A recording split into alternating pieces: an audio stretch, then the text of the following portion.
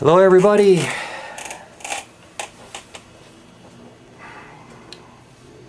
I'm a little bit upset right now. I just got some news, and it seems like I've been trying to tell you who I am and what I stand for and where I came from and so forth and so on, but we always end up getting bogged down in the news and the current events and what's happening, and so I'm trying as hard as I can to get my message to you, and I only have so much time every day, basically, to make these videos. They're actually tapes, to be able to talk to you, and I wanted to tell you more about my family and where we came from. And well, actually, let's get on with that for just a minute before I lose my temper about what I'm going to talk about. I told you my family came from Italy, from Rome, Italy, both sides.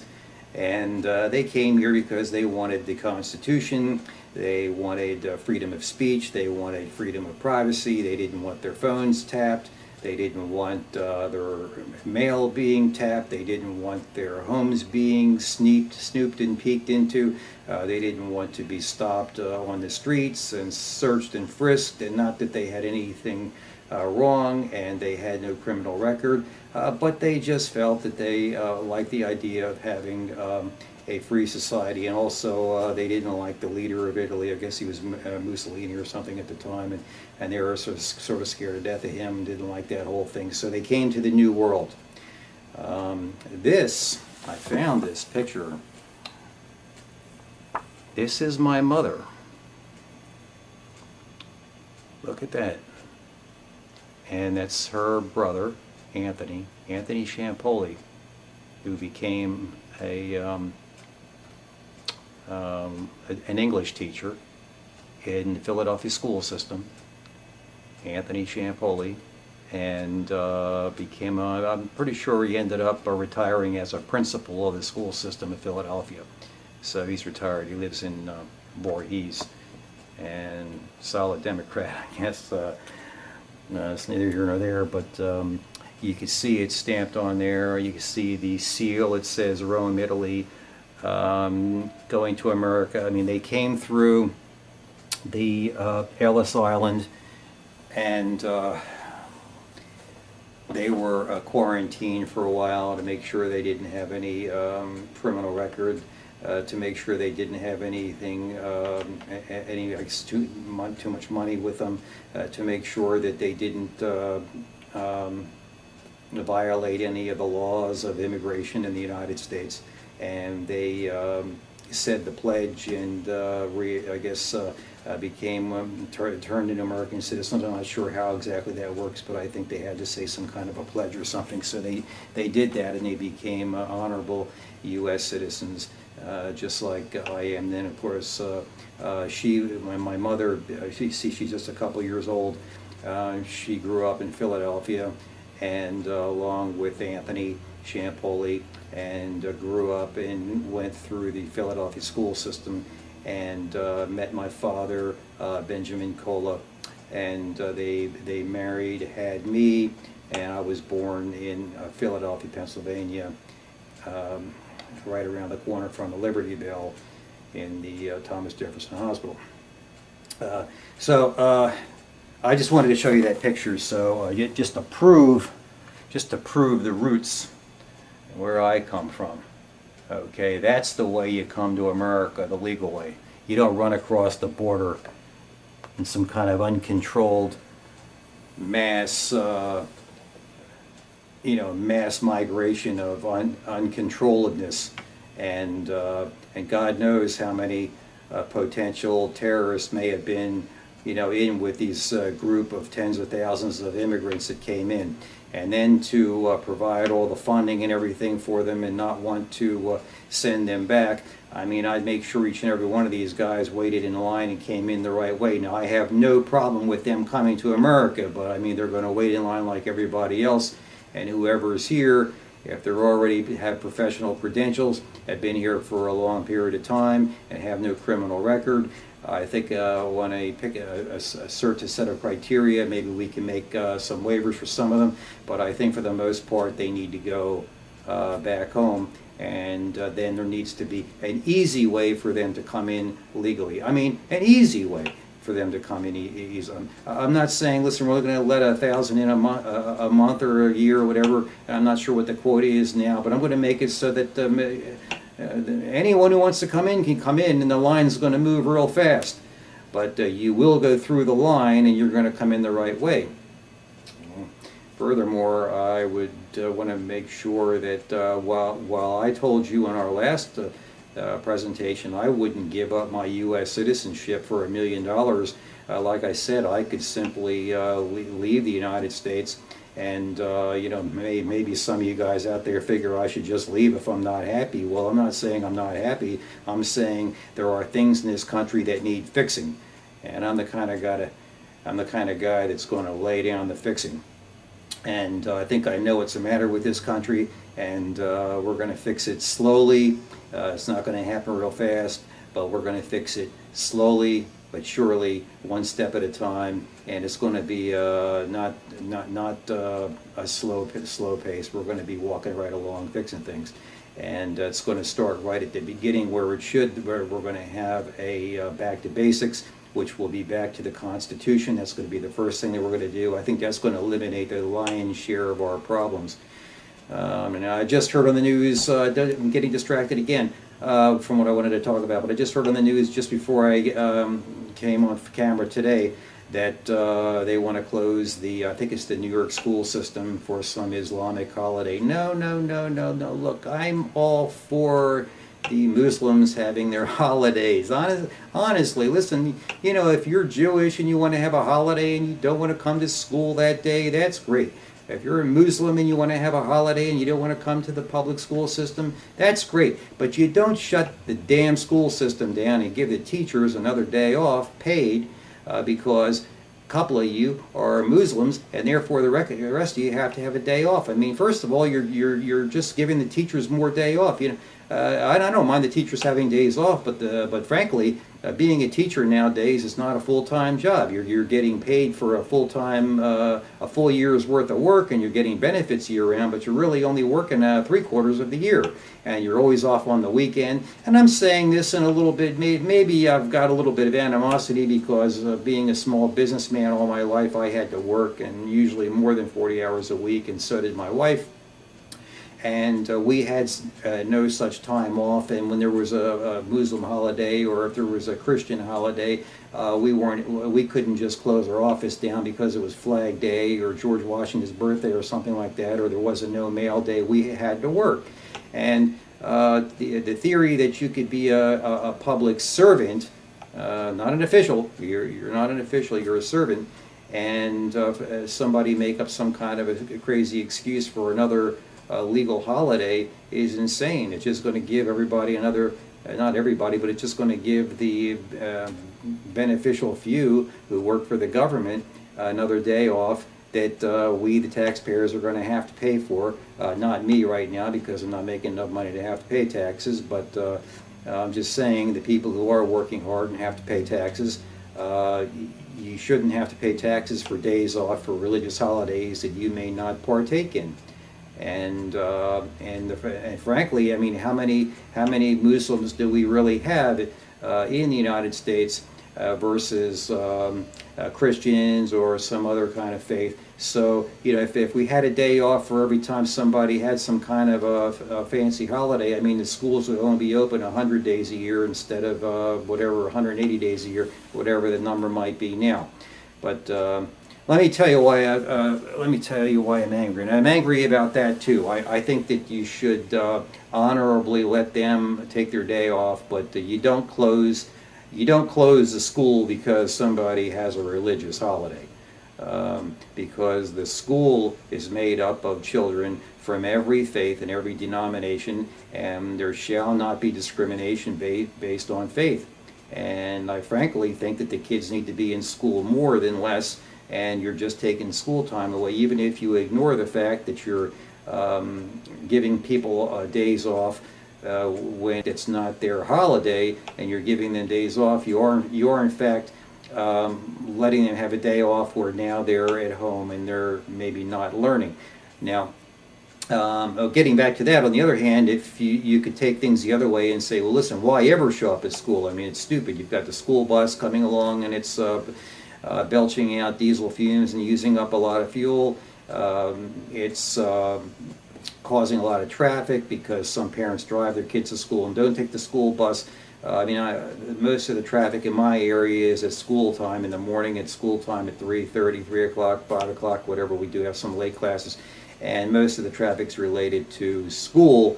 So if everybody could stay home and learn on the internet, and then what we could do is we could have only the best teachers, and I'm talking about the creme de la creme, the superstar teachers, teach these classes. We could have one teacher teaching physics to literally 100,000 students from all across the country, and we wouldn't need to have teachers. I mean, I don't want that because I like the one-on-one, and I told you I had a mentor named Clarence Stevens, and he just died, and I'm still mourning his death. It's a horrible tragedy. I believe in the mentor system, and I believe we should have a mentor system, but maybe we should look into the internet system. I mean, if everybody wants to stay home every time they have some kind of a religious holiday that's personal to them but not to the others, why are we paying the teachers?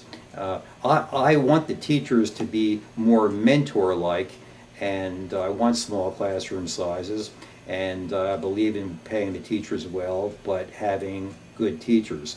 When I was in school, we had a couple of crappy teachers, I remember, in my school district, and I came from the best school district that you could possibly be in New Jersey, in Haddonfield. It was just rated amongst the highest in the country, and by the time you get out of high school, you had a college, the equivalent of a college degree.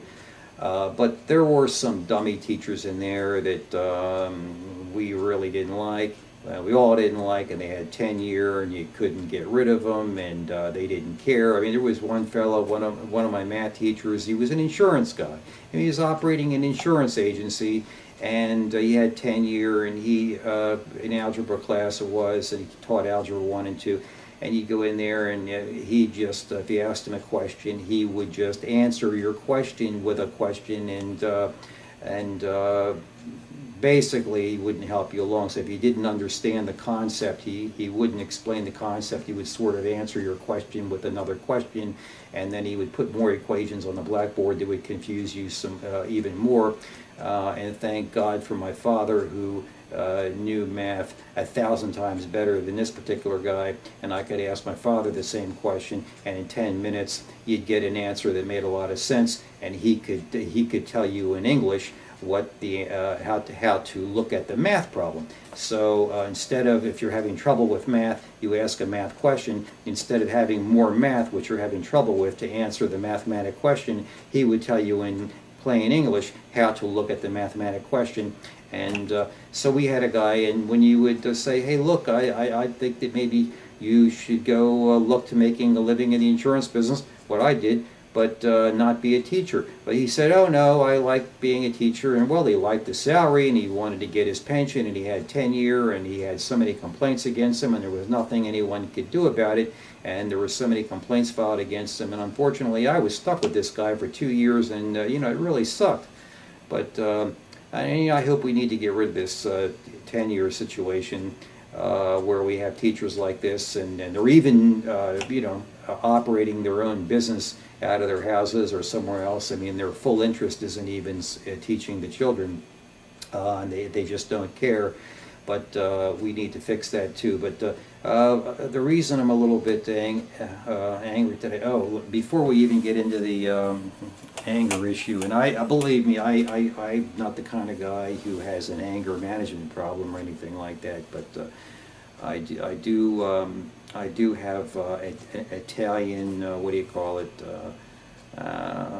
passions, I guess. The Italian people do have passions, and my grandfather, he would say, you better be good. And I mean, he held up a butcher knife, right in the kitchen, and he would slice a piece of 1-week-old rye bread and toast it for you in the toaster, and put butter on it for you and help you and tell you the old stories about living in Italy. And he'd throw you a beating if you did anything wrong. And so would my parents. they'd throw me a beating too. They had no problem with taking their belt off and giving you a whipping across the hiney. And they didn't do any permanent damage, but if you did something really wrong, and I mean you had to do something really wrong, I mean, and one of the main things in an Italian family is disrespect. When I grew up, the main topic was respect your elders. I mean, if you did everything else in your life wrong, as long as you respected the adults or respected your elders, you could get away with way more, and you'd have a much more pleasant life, as long as you said yes sir, no sir, and you respected your elders, because the elders are the ones who have the experience, and in the Italian culture, the Italian families, that really meant something. It meant a lot. And you know what? I think today too, we're sort of losing that, respecting your elders. You know, now it seems like, I guess, the kids respect their iPod, and I'm not saying that their smartphone. I'm not saying that you're not going to gain a lot of information off the smartphone, but when it comes to ordinary manners, you need to listen, kids. The best thing to do really is to respect your elders. They know so much more than you do. They've lived through ups and downs, and all you kids watching out there, you're going to have a way better life if you listen to your parents. And I know you want to do this and you want to do that. You want to drive a car, and you want to drive a car before you even get a license. Don't do it. Don't break the law, folks. In any law, because we're fixing to change a lot of the laws, but. These laws have to be constitutional, but the point is, even if they're not, if they're law now, until we change them, you need to obey them. And I believe that my parents were correct. Don't be belligerent. You know, right now you hear about the United States Congress and in Washington, they want to sign an anti-belligerent bill where, they can arrest a belligerent person and throw them into a FEMA camp or throw them into a secret site and maybe throw them a beating. I guess maybe they want to do that because their parents didn't throw them a beating. And but I just want to let you know that I'm not a belligerent, and I am a senior citizen now. So I think at this point maybe I'm talking to a younger audience for the most part. So I would suggest you listen to your elders, including me. And I'm not saying listen to me because I'm older than you. I'm saying maybe it's wise to listen to me because I'm older than you, and I'm going to tell you some stories as you listen to me that are going to be quite unbelievable, and that are going to help you, because by listening to the stories of the elders, you are going to avoid an awful lot of pain. There are an awful lot of things that can happen to you that aren't supposed to happen, and I'm going to be telling you stories over the next weeks and months that happened to me that were very damaging to my career, and they were legal, and where things happened to me that were legal, but I didn't watch out for them, and I had lawyers always watching every move I made to make sure that everything I did was legal, especially if I was involved in a big transaction, a big real estate transaction or a big insurance transaction of one kind or another. But people lie, contracts are broken, don't believe everything you hear. Our politicians are now legally allowed to spread propaganda to the American people as if it were in war times. During war times, the United States would set up Team America, not Team America, which American broadcasting companies in other countries, and they would, like the Voice of America, and they would pretty much have a powerful antenna, and they would say to the people of the other countries, a spin on the news of what's happening in that area in such a way that it would allow our overseas operatives, or CIA and other secret agents and spies that would wind their way into the inner workings of the foreign governments, so that the United States and its NGOs, government affiliations organizations would have a leg up on the competition. Which, hey, look, it's fine. I don't like liars. It's one thing about me, and every time I took a major loss in business, it was because I was lied to. I rarely made a business mistake that cost me money because of something that I did wrong. It was virtually always because I was lied to.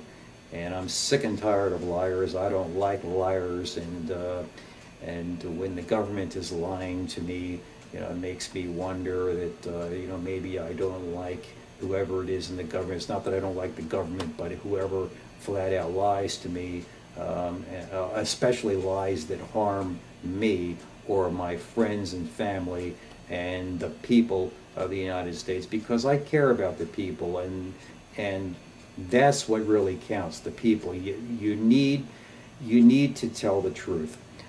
President Kennedy said we need to be careful about secret associations and secret societies and secret clubs and people who are organizing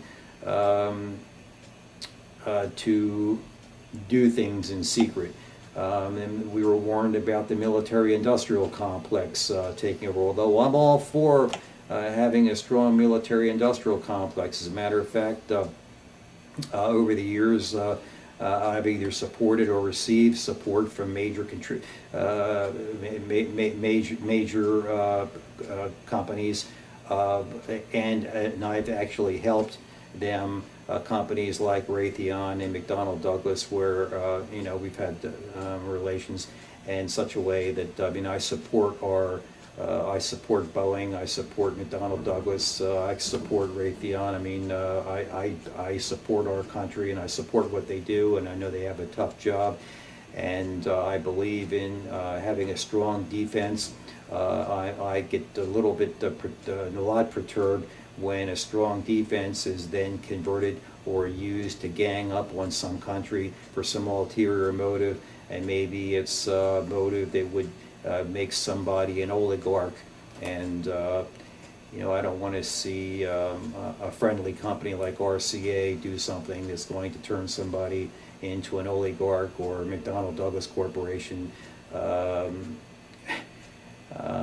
maker of the F-15, to turn their guns on some country and harm people, maybe civilians, or to twist the overseas. But I'm not saying that it isn't a good idea to have your ears to the ground with respect to what's going on overseas, but I am flat dead against the breaching of the Constitution with respect to people here in the homeland, where you're listening to what their phone calls are, or tape recording it so that you can listen to it and go back in time and then listen to it, thereby allowing say legalized time travel, which is really what that is. If you record everybody's telephone call and don't listen to it unless you want to go back, you're basically making a time machine is what you're doing, and you're saying, well, 5 years from now we don't know, but 5 years from now we may want to turn the time machine on and go back back 7 years or 5 years, and then we want to not only go back 5 years, but we want to go back into this person's life to see exactly what was going on at that time. So you're kind of like legalizing time travel, and then at some point you have to say, did we breach somebody's rights? Yeah. I think I've been thinking about this a long time. The balance between the need of the government to have the ability to keep us all safe versus the ability to travel in time and go back. Because when you've been in business as long as I've been, you've seen what I've seen, and you start to realize that this information leaks. And it leaks out into the civil society. It doesn't stay just within the government. You have people within the government leaking this information to civil lawyers, and then it ends up that so-and-so knows what you're doing, and maybe he has a business that he's in competition with you, and suddenly you have an idea, and suddenly all of a sudden they have an idea, and their idea gets patented first, when in fact it was really your idea. I mean, I think about my father and the JPEG compression. I mean, clearly he should have received credit for coming up with that idea. And I mean, who knows? You know, maybe in some way he did. I mean, but the problem is these very, very wealthy oligarchs who have powerful civil attorneys are able to get a hold of information, and that information should not fall into their hands if the information being recorded by the government is supposed to be used solely for the purpose of keeping us safe, and then it ends up in the civil courts because someone is able to use it to get a leg up. You have to wonder, why are these politicians, say the congressmen, allowed to insider trade? That's another kind of a bone of contention I have. And senators, I mean, they have a right to insider trade. But Martha Stewart gets thrown in prison for a long time because her cancer drug wasn't approved, and the Food and Drug Administration called her in the middle of the night on a Sunday night and told her, hey, we're not going to approve your drug. So she sold her stock. And because she knew the stock was going to go down, she made a business decision. I don't think she's really smart enough to know that that was even illegal to do that. Moreover, I don't think that she even knew that. Information wasn't released to Wall Street at the same time, and thus maybe she didn't have insider trading. It was information that was given to everybody at the same time. I mean, stocks are traded around the world all the time, so if they release information to her in the middle of the night, that doesn't mean that Martha Stewart stock isn't being traded in Japan at the same moment that she sold her stock. So maybe it wasn't something that they should have, but I mean, they went after her full guns blazing. Excuse me, something fell over.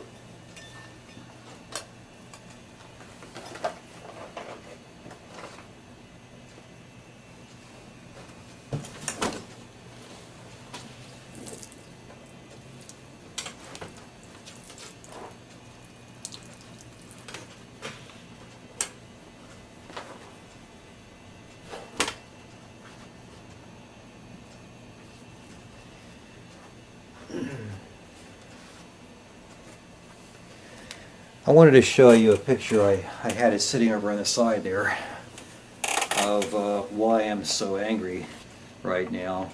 Let's just switch gears for a minute. I brought some pictures. I just wanted to show you because I'm trying to keep on my track here to explain to you out there in internet land who I am, so you get to know me.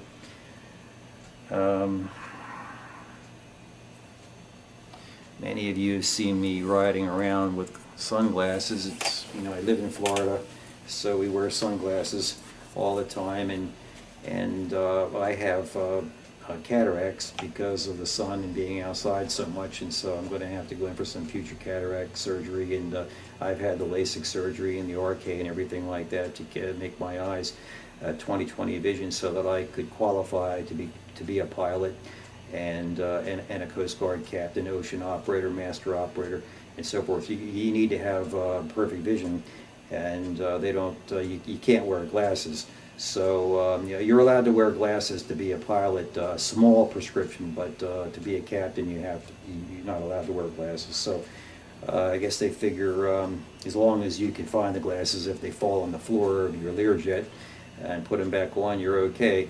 But out in the ocean, I guess they figure the glasses might fall overboard, so you have to have good, perfect vision to be a Coast Guard. But anyway, this is, before we get into why I'm so angry, let me just show you a picture of me in my prime here. And I want to show you a picture of Lee, my wife. Now, we're not actually legally married. We never legally got married because we feel that in the eyes of the Lord, we're married. And we own a home together, literally own the home together, with right of survivorship.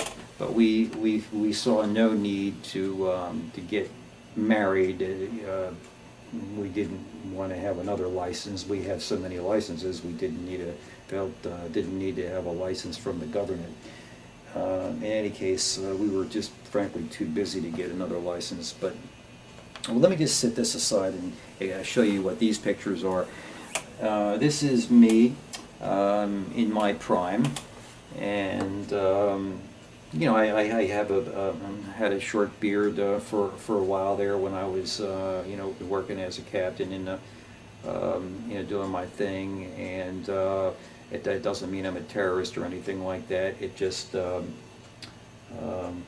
you know, it made it easier to maintain. This my friend next to me is my good buddy Dan Pavis. He's Huey gunship crew chief. Vietnam. He got shot down 4 times in Vietnam. It's a wonder he's still alive. But he was the crew chief on a Huey, and like I said, that's me back in my prime. And we were been friends for a long time. Now, whenever fishing buddies now. Anyway, let me just set this aside. This picture here is me back when I met my wife. That's me as an insurance agent, and walking in and meeting my wife Lee. That's Lee, L-E-E. But don't make the mistake that Lee is a boy, because a funny story, the local homeowners association where I live here thought that Lee was a guy, and we had legal trouble when we paid our dues late. When we bought this house, we found out that there was not one homeowners. We have a homeowners association here. There wasn't one homeowners association, but there were 2. And we paid our dues, and we thought that was it. And it turned out that you know, we hadn't paid the dues for the other homeowners association. So there were 2 homeowners associations, unbeknownst to me. And yeah, I've been in the real estate business all my life, and I was the youngest real estate broker in the state of New Jersey, and I never heard of such a thing. But in any case, they came after us with a vengeance, and we later found out when they met us, they were in absolute shock, because they unfortunately, the first time we met was in court, because they tried to foreclose on our house because we had paid our dues. It was only like $300. And they said we didn't pay, so we had to pay $7,000 because we owed them $300. We had to pay $7,000. But when we went to court, to plead to the judge, saying it seems to be unfair, you know, we never said we didn't want to pay. It was the $300, and we paid the homeowners association, but we paid the wrong one. Or we paid one, but not the other. And so they piled these legal fees on us, and they clearly wanted our house because we had a very small mortgage on the house. And you know, that's what they do around here. They try to get your house away from you if you have a small amount of, it's a very small or no mortgage. They know about that, and then they move in and they snatch your house, and then they can sell your house for a lot of money, and because there's no mortgage. So the homeowners association slides into a first lien position, and they basically scam you out of your house. And that's what my lawyer said is a cottage industry in this area, which is one of the things that I need to stop if I get into power. And but anyway, when we showed up in court, the judge Lee was there, and we said, please, Your Honor, we need to put a stop to these legal fees. We're here to pay it, and we had the money. And the bill was, I think at the time, $3,500, and the judge said, shut up. And it was, they called our name, and Lee was there to speak, and she stood up to speak for the 2 of us. She's a fantastic speaker. She won awards for speaking at the United Nations. I'll show you newspaper articles in the future that she won the speaking awards at the UN. But anyway, so we thought maybe she should do the speaking for us, and we had the money to pay the dues, and that wasn't an issue. We had plenty of money, but they just wanted the house because it had no mortgage on it, a very small mortgage, and they thought that we were homos or something. So because the house was in the name of Lee and Ben, and but they didn't know Lee was a girl. So even the judge thought that Lee was a boy. So when she approached the bench, the judge, instead of asking, who are you? Lee said, my name, I'm Lee Real, and the judge said, bullshit, sit down and shut up. And the judge, female judge, told Lee in open court to sit down and shut up, and Lee said, well, we're here to pay the bill, and the bill at this time was I think it was $3,500 or $3,700 in legal fees, because they started a foreclosure on us. And it wasn't $3,500. I mean, that was kind of like no problem. So we wanted to pay the fee, and it was kind of like a lesson of hard knocks, because we didn't know we had two homeowners associations. So, oh well, I guess the penalty is $3,500, which I thought was, in a way, it's kind of like a loan shark. If you owe a $300 bill, why should you have to pay $3,700 or $3,500? And you're in court and you're ready to pay it, and the judge says, shut up and sit down, because the judge thought that Lee was a guy. And when she walked in, she clearly saw this, a woman. We have another picture of Lee here. This is who showed up in court and said, my name is Lee, and the judge said, shut up, and wouldn't let Lee talk. And the lawyer, then the lawyer doubled the fee to $7,000 and said, here's the final bill, and now put the house up for sheriff's sale. So we had to go down to the court clerk's office, and we had to pay, we had to pay $7,000, $7,500, because the judge wouldn't listen and thought that Lee was a man and Lee was a woman, and the judge wouldn't listen long enough and told Lee to shut up, wouldn't listen to Lee long enough to listen to our pleading. Our pleading was to let us pay the bill right there and then, and to stop the legal fees from getting any higher. But the judge let the legal bill go to $7,500 because the judge thought that Lee was a man.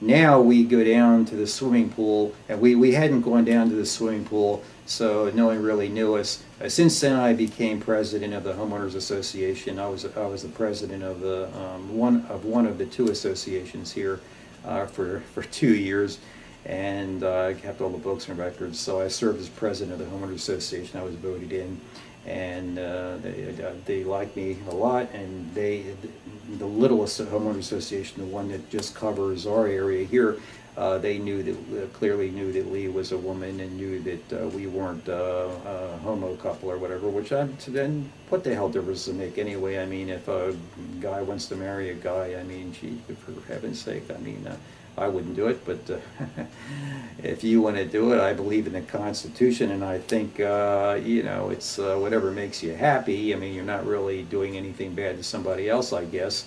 They can simply look the other way if a woman wants to marry a woman or a guy wants to marry a guy. So anyway, so this is me and my crew chief, Dan, the Huey gunship chief, and there's me coming to talk to Lee about her insurance, and there's Lee, and this is her printing company. She owned Gunter Printing Corporation for 20 years, and she bought it as a going concern. And I think I told you this story that when the shit hit the fan and the bubble hit in 2008, as her customers started dying off, they couldn't get any lines of credit. And then when she tried to pull her line of credit so that she could cover the negative cash flow to get through the slow time, which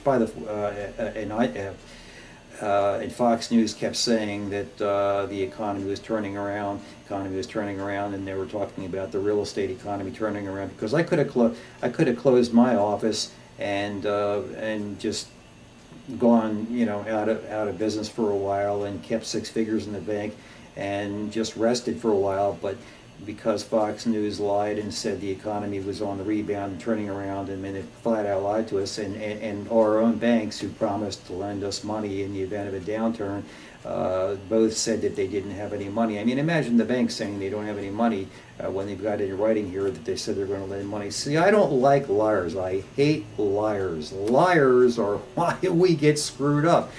And I got a telephone call from my mom a couple of months ago, and she said, Ben, she said, you're disappointed me because I thought of all the kids, I thought you were the one who was going to make it the most.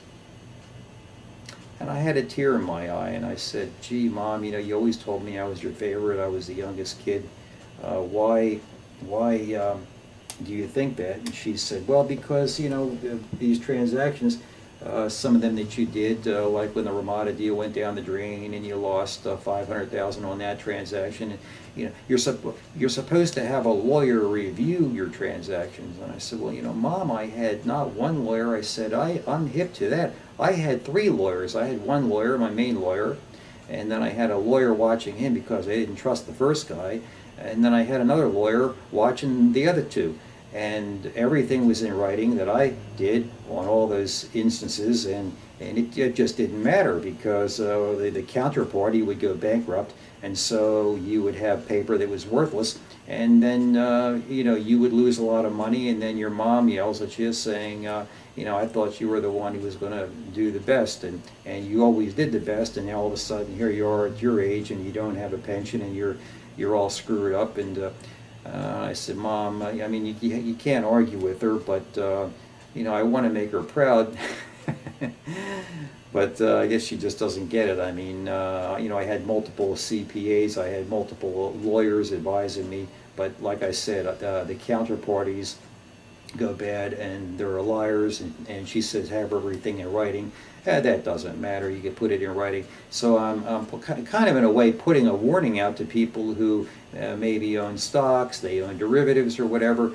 Be wary of the counterparty, because you could have everything in writing, and the person you're dealing with could go broke, or they could not honor their end of the commitment. And it doesn't matter if a lawyer drew the paperwork up, the thing could still go south. The price of any asset you have, the price could go up, the price could go down, and if you have your money in it, you're vested in it, you could lose. I mean, it could even be your pension, it could be your IRA or whatever, it could be invested in something, and where you have 10 advisors saying, yeah, invest in gold, invest in gold. I mean, I'm not one of these guys to run out and invest in gold, and I don't even have any gold, but I mean, I trust in the US dollar. I mean, you just don't know. But I'm getting off the subject again.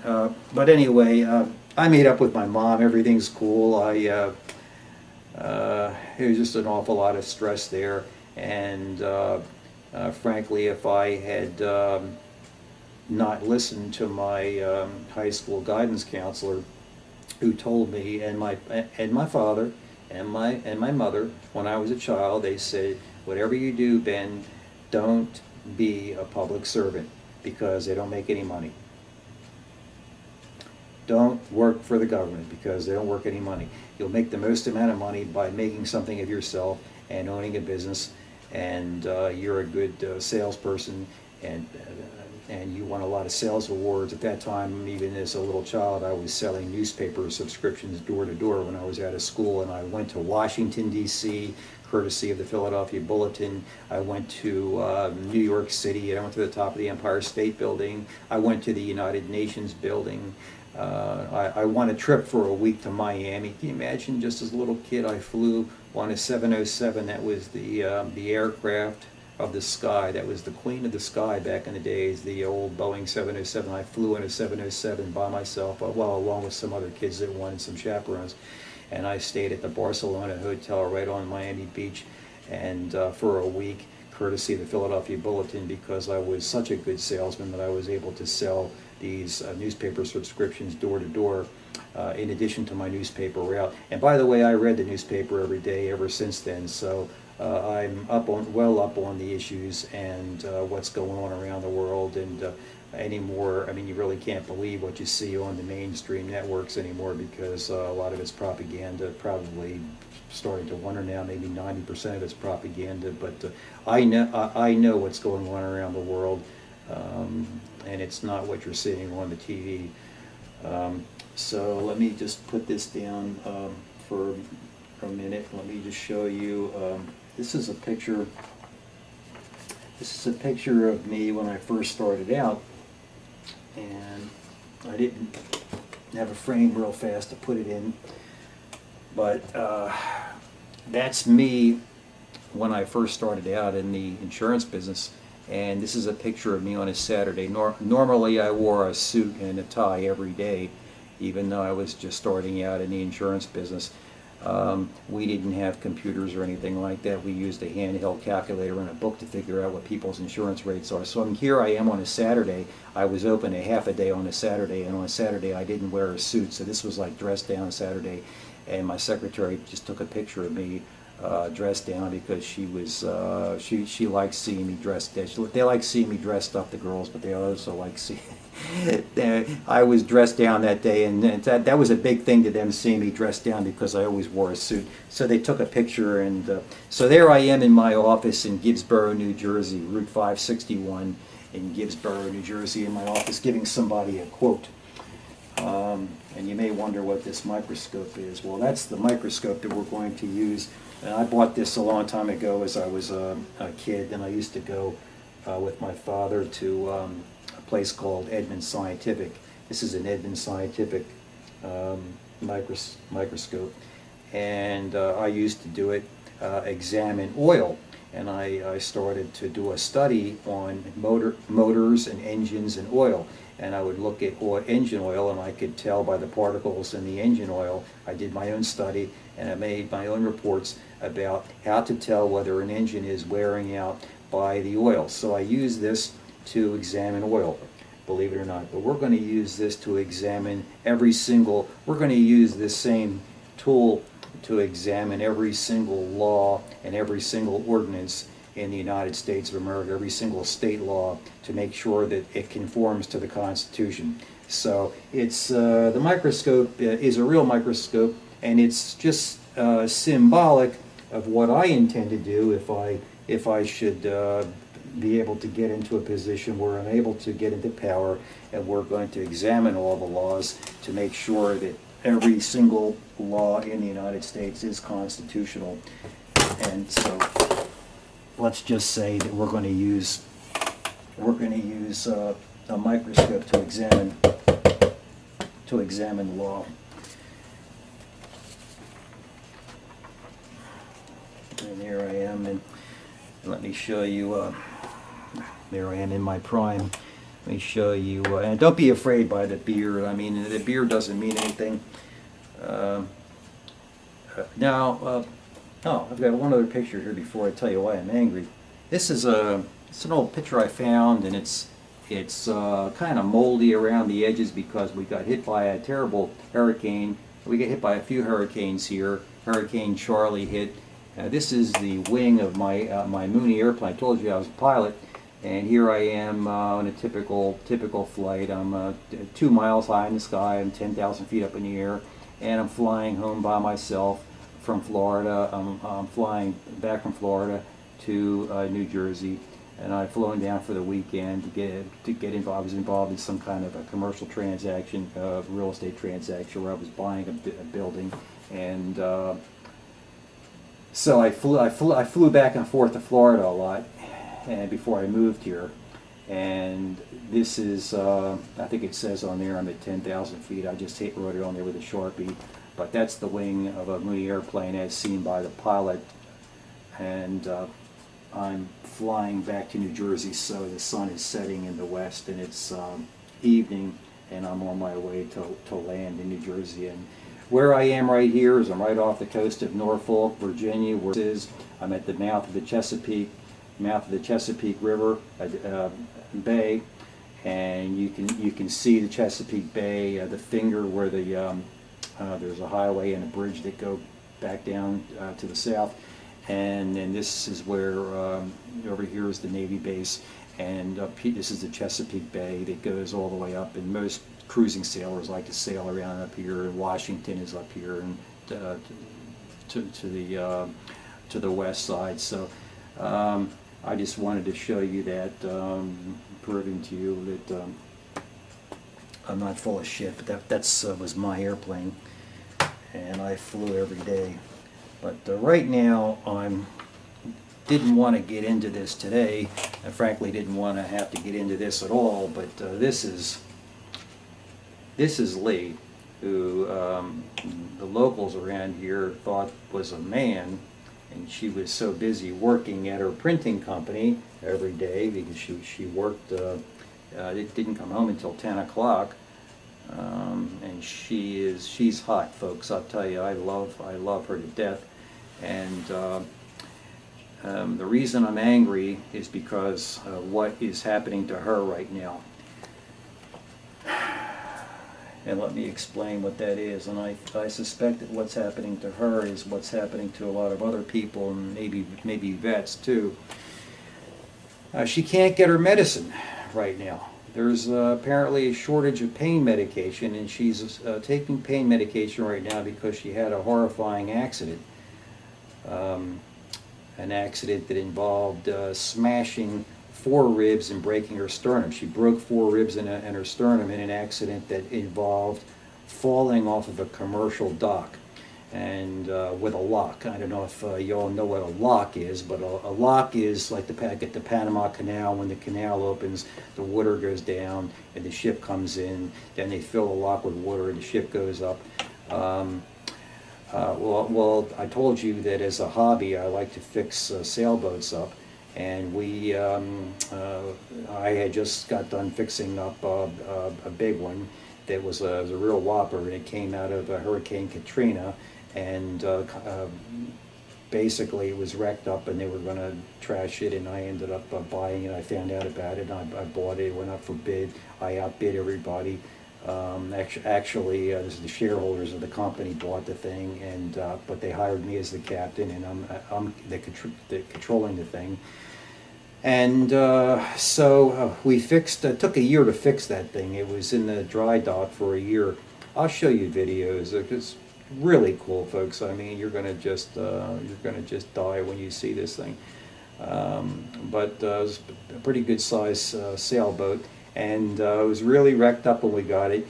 And the people who were in the marina watching us fix this thing up on the weekend, and Lee would come down and help me, and really wasn't getting anything for it. I was just able to use it. So, and I thought, boy, when this thing's done, I'll be able to be the captain of the thing and ride it around and all. And I couldn't afford doing it myself, so the corporation was paying for everything, and the supplies and so forth. And then when bad times hit, they started slowing down with the money, the fix-up money. So it hasn't really been fixed up all the way yet, but it's close enough that it's not in dry dock anymore.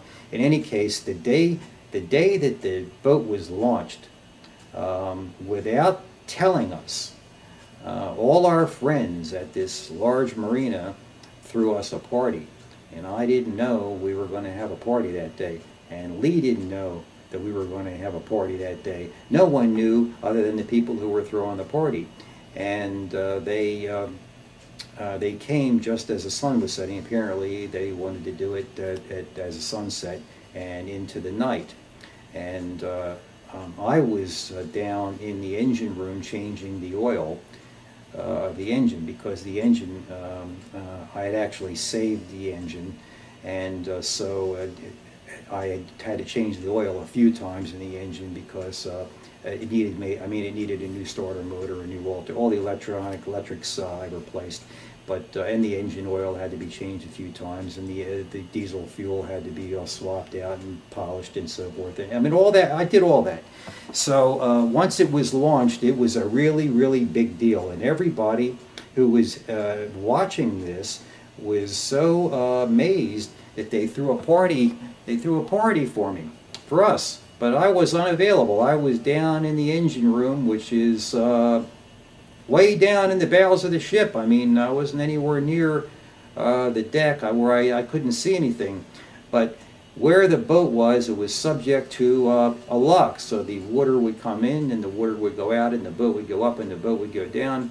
And in any case, it was in a 65-foot boat slip. So you're talking about a huge boat slip. A boat that would ordinarily be a 65-foot long boat would be probably taller than a sailboat. This was a sailboat, so it was like a racing type boat, so it was like lower to the water. So the dock was much, much higher than the deck of the boat. And it was exact opposite of the last one that I fixed up.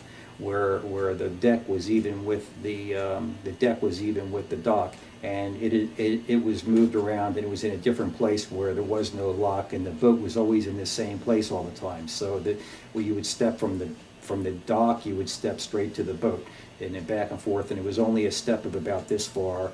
And so there was no way you could fall or anything like that, and you didn't need to be athletically inclined or anything to step across. But I'll show you pictures of all this stuff on the net. I'll post all this shit stuff. But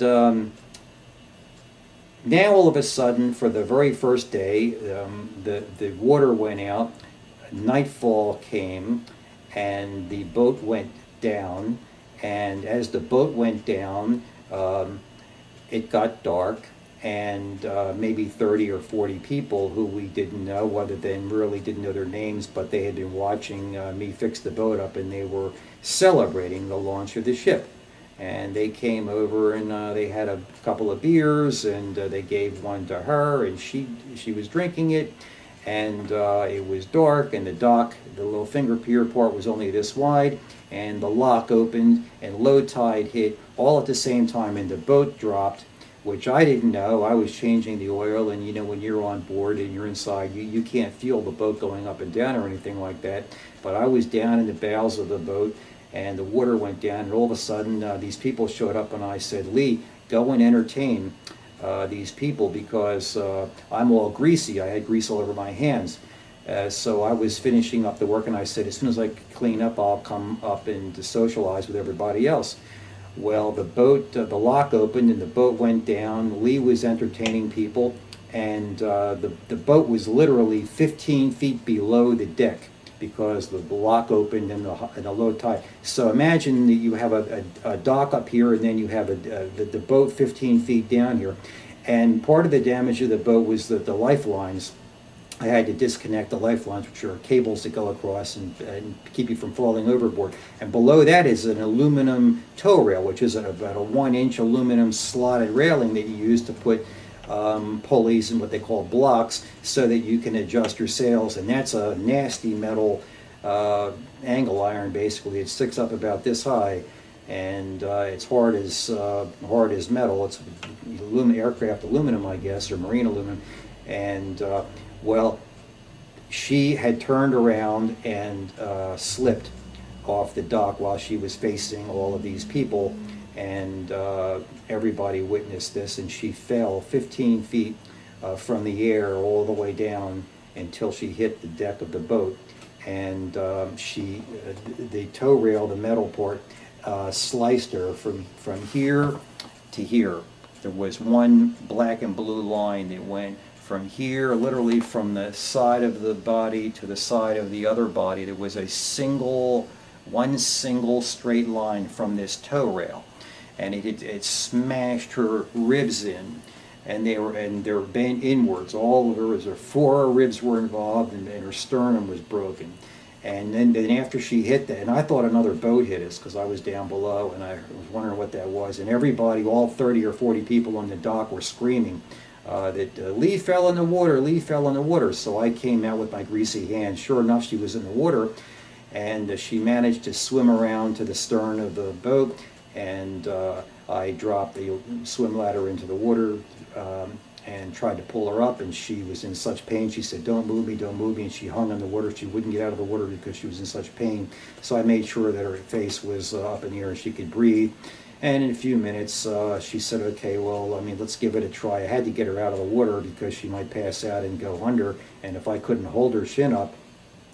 So I managed to get her on board, but there was no way to get her up the ladder because it was 15 feet. The dock was still 15 feet up in the air. So I thought, well, the best thing to do would be to get the medic and the doctor to come down to the boat and get her on board, get her down below, get her a hot shower, check her vitals, have a doctor check her out, and then I could watch her there. And then I knew tomorrow that the water would come up, and if she could just lay there until the next day, that she'd be able to just step across from the boat to the deck, and then I could take her to get x-rayed and so forth and so on. So she stayed all night long on the boat, and I'm trained enough as a medic to watch over her, and so I took her vitals and her blood pressure, and I stayed up all night with her watching her, and a doctor had given her some pain medicine and left, and told me what to do, and I kind of already knew what to do anyway, and I made sure that she was stabilized. And the next day we took her straight to to a local doctor's office who had an x-ray machine, and he wouldn't touch her. He said her spleen might be ruptured. When he saw that line across her, he said she needs to go to the hospital. So I took her to the hospital, and she got there in the morning, and they made her wait until 7 o'clock in the afternoon before they took her in. And she sat there with no pain medication, and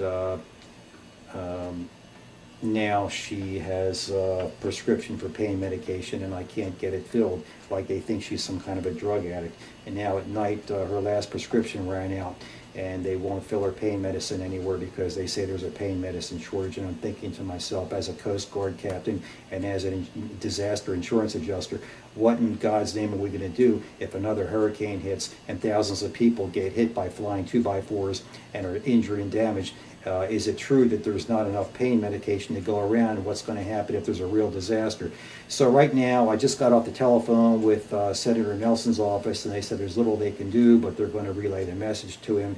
I went to a different pharmacy, and they pretty much said that you're not a customer here because our pharmacy went bankrupt. The whole chain went bankrupt. The Albertsons food chain, along with the pharmacy.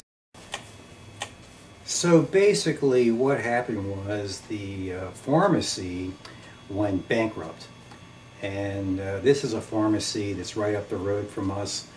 They are a large grocery store called Albertsons, and inside the Albertsons grocery store is a pharmacy that we frequent, and my wife has been able to get her pain relief medication that's been prescribed for her and also recommended by other doctors and the hospital. I mean, they tried to give her morphine, but she's allergic to morphine, so they gave her something a little less. But in any case, once the pharmacy and the drugstore went bankrupt, we went to the one about 10 miles away, and it happened to be 10 miles away, farther away from where the doctor's office was.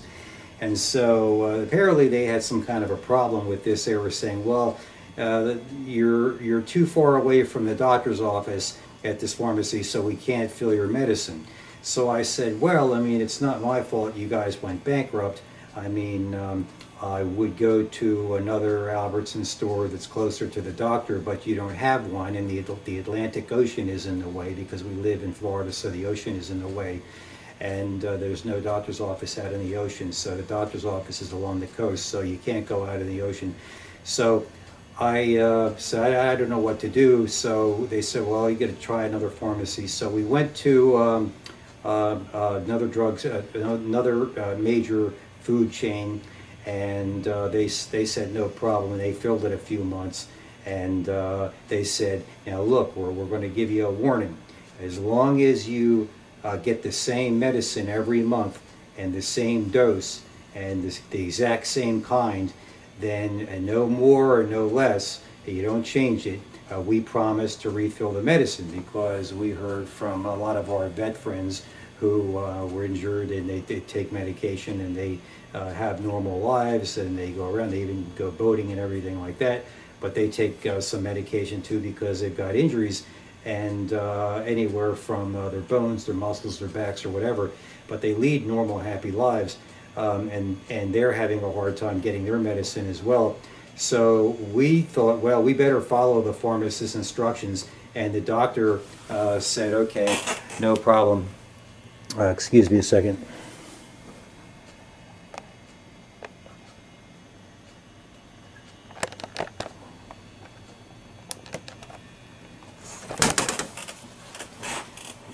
And so the doctor said, okay, I understand.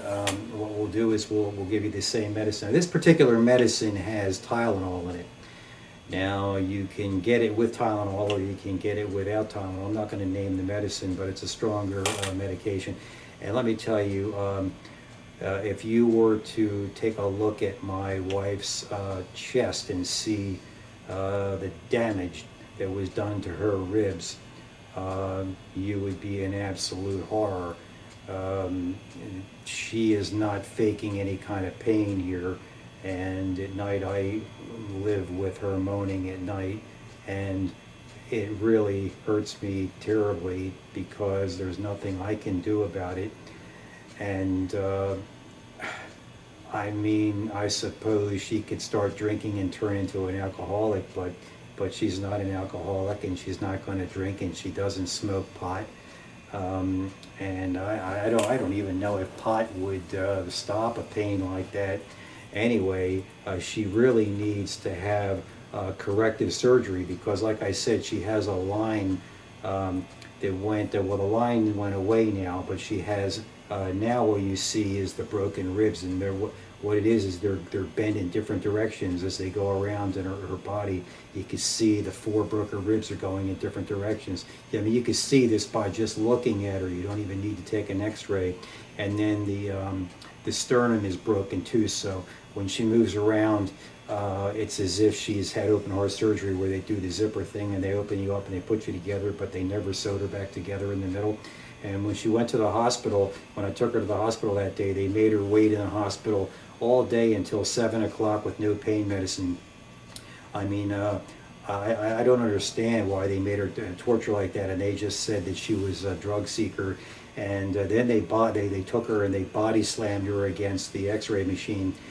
She told me, luckily I wasn't in the room, but when they took her away, and she's not a liar, she's a 20-year business owner, the biggest printing company in Longwood, and she said that they body slammed her and pushed her up against the wall when they got her in the other room to take an x-ray. And this wasn't until she suffered all day until 7 o'clock that evening, sitting there with no pain medication, which for God's sake, I mean, pain medication could have been, I could have gone to the doctor, the doctor's office she had just come from, and he would have given her some pills that I could have brought back for her, but he kept calling the hospital every couple of hours, and he was calling my cell phone, and he was saying, what happened, because the doctor was very curious about what happened, the doctor who sent her away to the hospital. And I said, well, they haven't let her in yet because they say she's not at risk of dying or anything like that, so she's just in pain and that doesn't matter. Then finally, when they got her, they body slammed her against the wall, and thankfully I wasn't there because, as I told you, I do carry a gun, and I think I might have lost it. I don't think I would have pulled the gun out, but I think I might have used my physical talents to tune that fellow up. But in any case, make a long story short, they brought her back to the room. The doctor came in and saw her for the first time, the first hospital doctor that had seen her since she had been there for since before noon until 7 p.m. and said, lift up your shirt. And she lifted up her shirt, and the doctor went, oh my God, and ordered all kinds of tests and more x-rays, and immediately started to pull out a morphine needle, and she said, no, I can't take morphine. She's allergic to morphine. And so bottom line is they left her with a prescription of morphine, and she couldn't take it, so she went to her own doctor the next day, who we got a report from the hospital that said she had maybe 1 broken rib. Well, that was completely ridiculous. You could see just by looking at her. And so the doctor, our doctor, was absolutely hysterical and wrote her a prescription for something, not morphine, but more powerful prescription. And she's been on that medication, and the hospital told her that there was nothing they could do as far as that the ribs adjust themselves and that they're going to fix themselves. And she wanted to wear a wrap around her chest because she said, oh, it makes the pain go away. But they warned her against that because they said it was going to give her pneumonia. So she didn't wear a wrap. They said that it would ultimately be bad for her healing, and it would perhaps give her pneumonia. So she suffered with this and just took the pain medicine that her doctor gave her. and she really needs an operation. At this point, when you look at her, you can see the ribs broken. You can see a giant chunk of fatty flesh. It's been pressed up. It looks like a third. It looks like a third breast underneath her breast. That's how much material is moved up. And now the pharmacy won't fill the prescription because they lied to her. They said that as long as you fill the prescription every month. So she paid $100 to go to the doctor because we don't have Obamacare. The Obamacare here has cost us over $1,000, and we know what's the matter with us. So we pay the doctor $100 out of our own pocket. It's cheaper, and we get the prescription. We can fill the prescription at whatever pharmacy is the cheapest. But no pharmacy will fill the prescription now.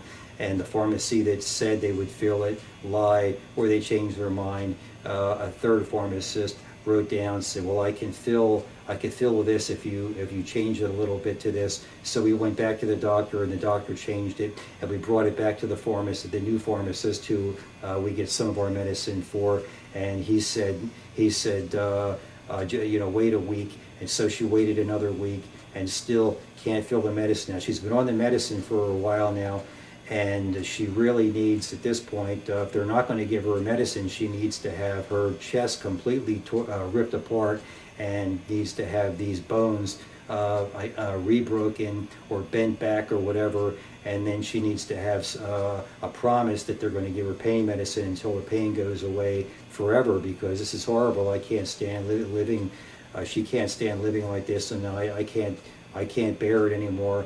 And at this point, something has to be done. Now, I called the DEA today, and I called Senator Nelson's office, as I said, and they were they felt very sorry, and they said, well, they're going to be trying to legalize marijuana again in the state of Florida. Now, they just tried to pass marijuana in a bill, and it was voted down.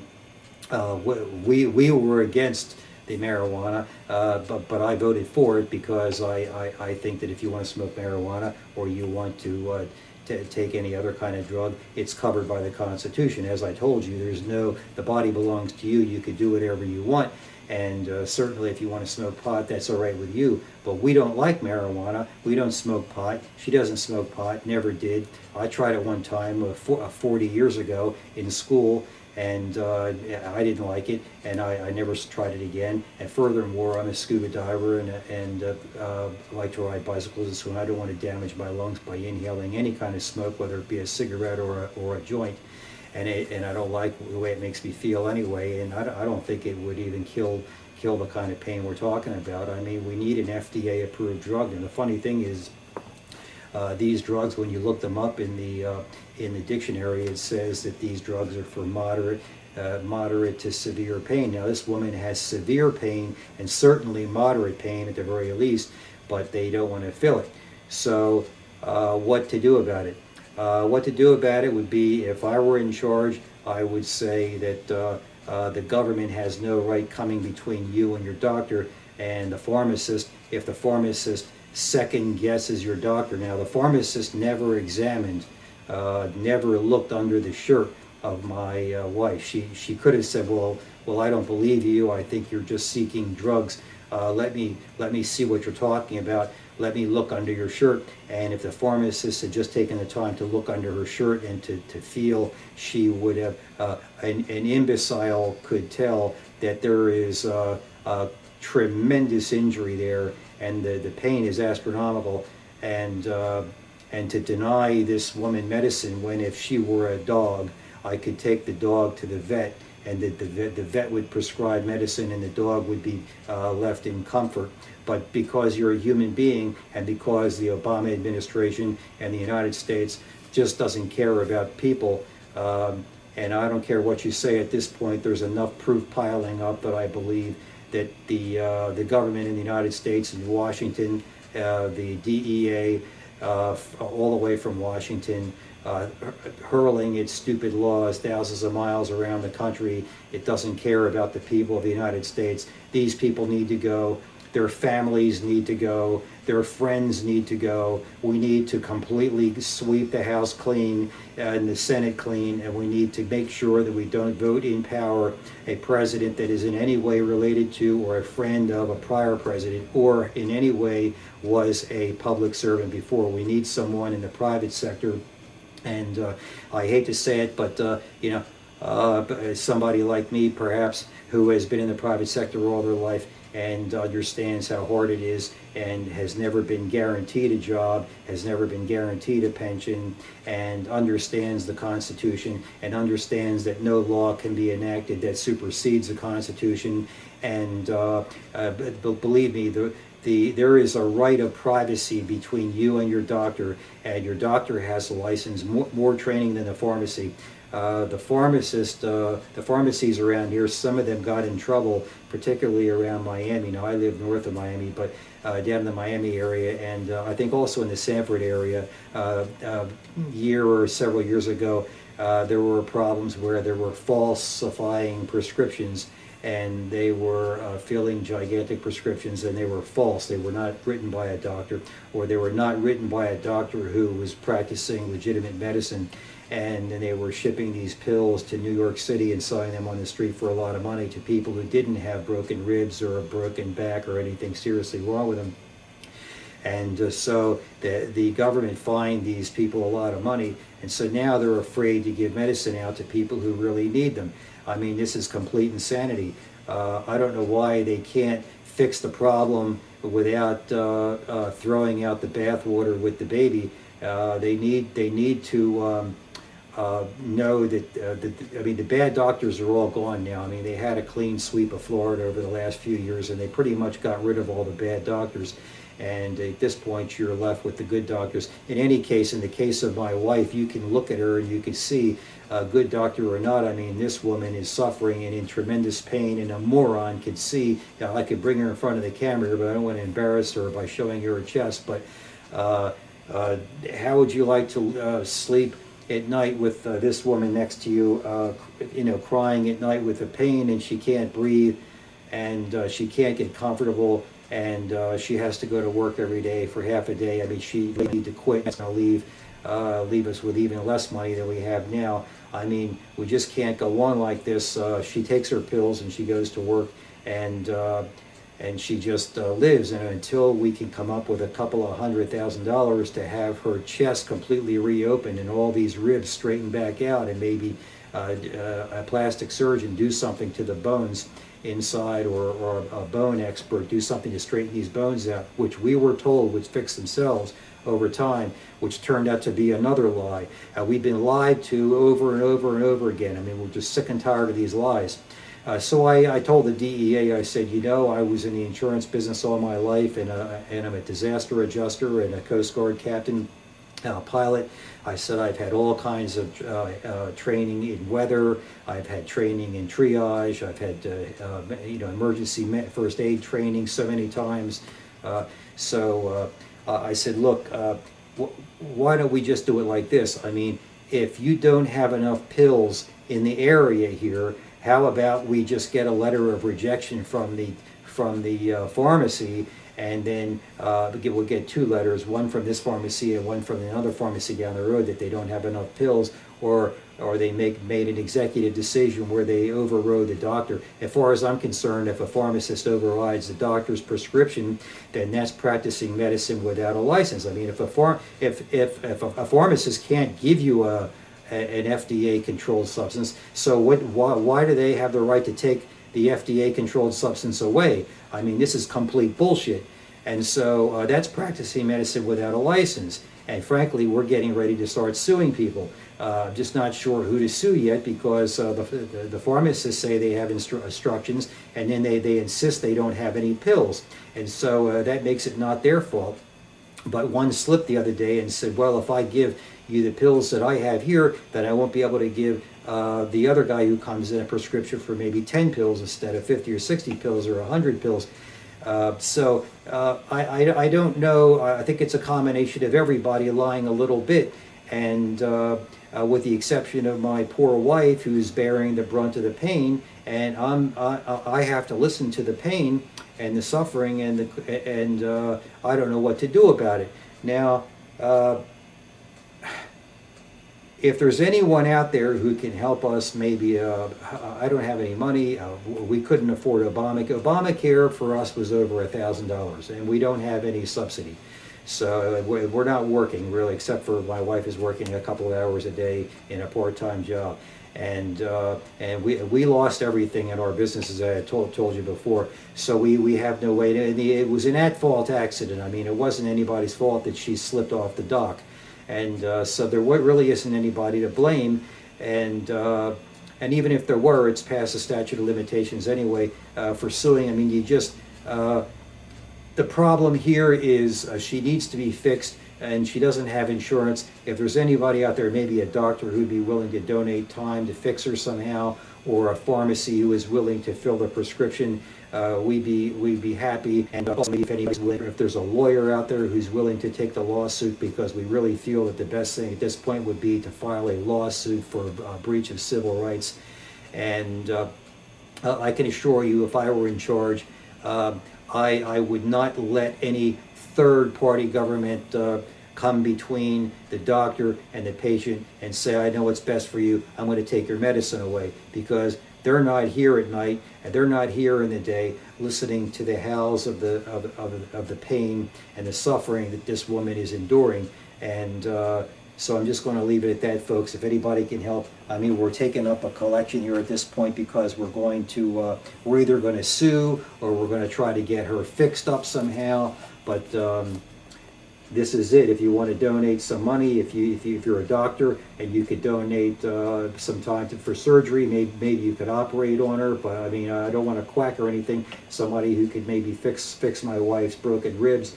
And they're broken bad and they're twisted all around. I'm telling you, it's going to be a major surgery. Her sternum is smashed in. But we need pain medicine immediately, and we need to sue so that we can gain our rights to get these medicines. We need to sue these people who are stopping the filling of these prescriptions that are legal FDA-approved medications and that are being stopped from being filled because of other reasons or whatever, and we need to sue. And I'm thinking maybe like $1,000 a minute for the pain and the suffering. So perhaps a lawyer out there that's watching can sue, and we'd be happy to pay a 1/3 settlement to a lawyer that would sue for like $1,000 a minute. And there's a lot of minutes. That's 24 hours a day times $1,000 a minute is what I think this pain level is worth, because you're talking some super serious pain. I mean, it's like being shot by a gun and laying there with a bullet in you, and nobody's giving you any pain medicine. And then just to have the medicine promised to you by the major pharmacy, and then you give them exactly what they asked for by the same doctor, by the same dose. And by the way, the pharmacist that was there was overridden by some superior pharmacist that was there who said, no, we changed the rule. And the pharmacist said, I'm sorry. And I think the pharmacist got so upset the pharmacist quit. And so either way, that's leaving us high and dry. Now, like I said, I left a message for Bill Nelson's office. I don't know what they're going to do. They're trying to legalize marijuana in Florida, like that's going to help us somehow. I voted for it, even though we don't want to smoke it. We don't think that's the way that's going to stop the pain. And we certainly don't want to get stoned. All we want is the pain relief, and we don't want to have to breathe in anything. We want an FDA-approved medication, a medication that's already been proven effective, it's already been proven safe, it's already been proven with efficacy toward what it's being used for, but it's being denied to us by some overpowering police state government that somehow is coming between our doctor and the patient, my wife, and they shouldn't know what's going on between the doctor and the patient. And as a matter of fact, that was another reason why we thought, even though we couldn't afford Obamacare, in a way we felt privileged that it was a better deal because it was cheaper not having Obamacare, and that we didn't want anybody to change our doctor anyway, because we've been seeing the same doctor for over a decade, and there's a great big thick file on both of us. And So why should we have to change the doctor just because of Obamacare? Now, one other thing I want to say is that I already told you about it in one of my first shows. I told you about the battle we had for the people in Sanford, the Sanford area, when I was working for Allstate, and they were discriminating against people who had a slight blemish against their credit report, or people of color, or they were also discriminating against people who are Baptist, by the way. My first customer that came in the door when I opened the agency up in Sanford was a Baptist, and he had a $6,000 premium, and he had a small minivan that he used to ferry people on Sunday to church. And Allstate does insure businesses that ferry people around. And I took the premium and bound the guy, and Allstate ordered me to give the $6,000 back a couple of days later, saying we don't want any Baptists because they sue, and then it's going to cause us a bigger. So I mean, they discriminated against the Baptist guy, and I couldn't insure him. And then they end up saying, well, I couldn't sell enough policies. I mean, it was completely ridiculous. It wasn't my not selling policies; it was their non-acceptance of the policies, and people that didn't have insurance. So I mean, I explained all that to you as well. But the bottom line is,